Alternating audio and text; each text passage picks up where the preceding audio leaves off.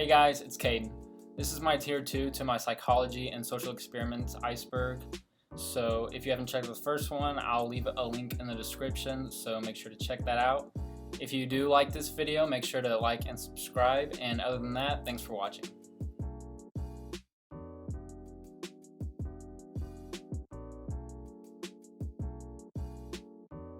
Cut Piece was performed by Yoko Ono in 1964.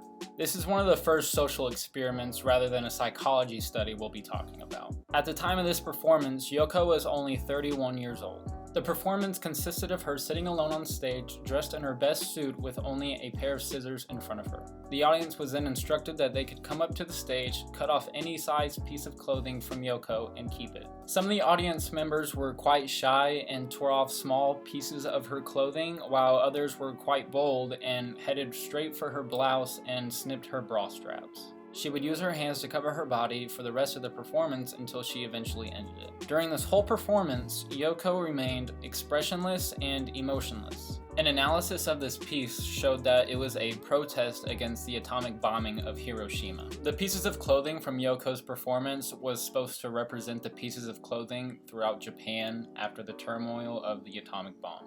Yoko stated that she hopes that the pieces of cloth would be kept and looked upon in the future as a reminder of the disaster caused by war, and basically a reminder to try harder to make peace. Others have said that this is a criticism piece against artists, as usually artists give out what they want, but Yoko performed a piece where audience literally take what they want. The Carlsberg's Run's social experiment was a Carlsberg's beer advertisement in 2011. Try to say Carlsberg 3 times fast, but you can't do it. Basically, it's a commercial where there's a movie theater packed full of 148 bikers except for 2 seats in the middle. Then one lucky couple got to walk into the theater to see the 148 bikers. Some of them were shocked, some of them were laughing, and some even left. The funny part of this commercial is if the lone couple did decide to go sit in the 2 empty seats, they were then met with cheers and laughing and, of course, Carlsberg beer. I've actually never seen this commercial, and I thought it was quite funny, so you should definitely check it out. The piano staircase was a project done by the Fun Theory of Volkswagen in 2009. Basically, they wanted to find out if they could make stairs more appealing than escalators if they painted the stairs like a piano. This project was done to raise awareness for physical health, as obesity is one of the leading causes of death in America. They found that there was a staggering increase of stair usage of 66% after the piano staircase was implemented. Breaching experiments are commonly associated with Harold Garfinkel. It's basically a demonstration of breaking social norms to get a reaction out of someone to see how they try to normalize it. His hypothesis was basically that there's an infinite amount of social norms that we follow, but we don't even realize it until we break one.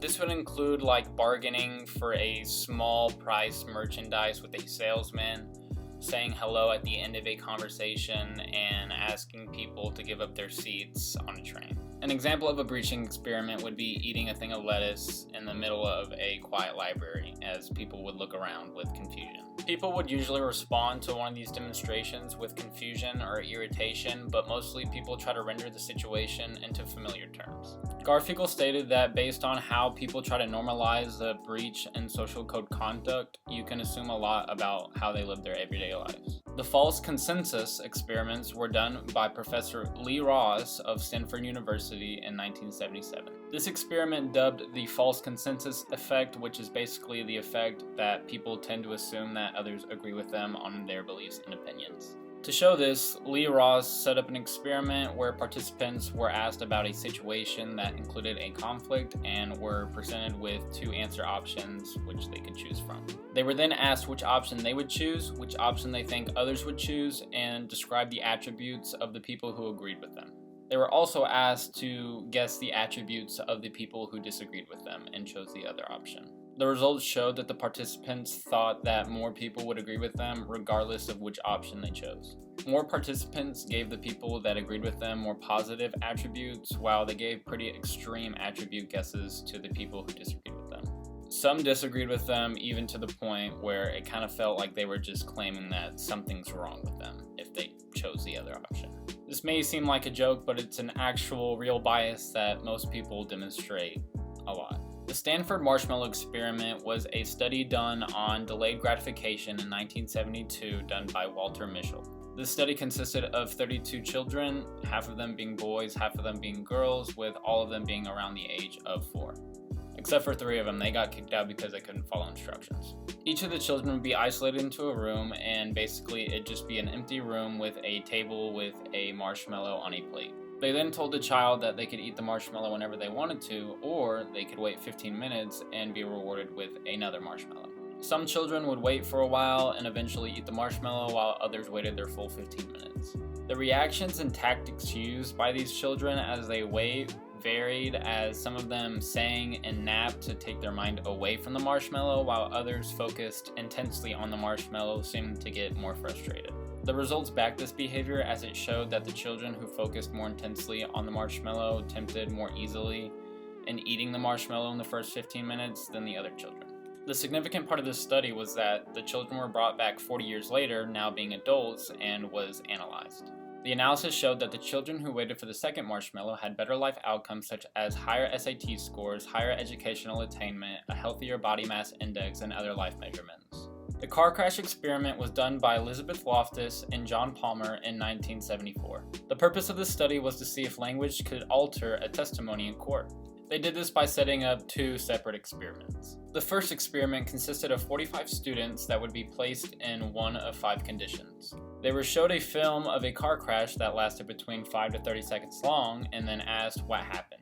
The main focus question would be asked, which was how fast were the cars going when they blank each other. This blank represents the conditions that they would be put in, as the word smash, collided, hit, bumped, or contacted would be put into blank. The evidence showed that it supported their hypothesis, as the people who were told that the cars smashed into each other reported that the cars were going faster than the people who were told that they just hit each other.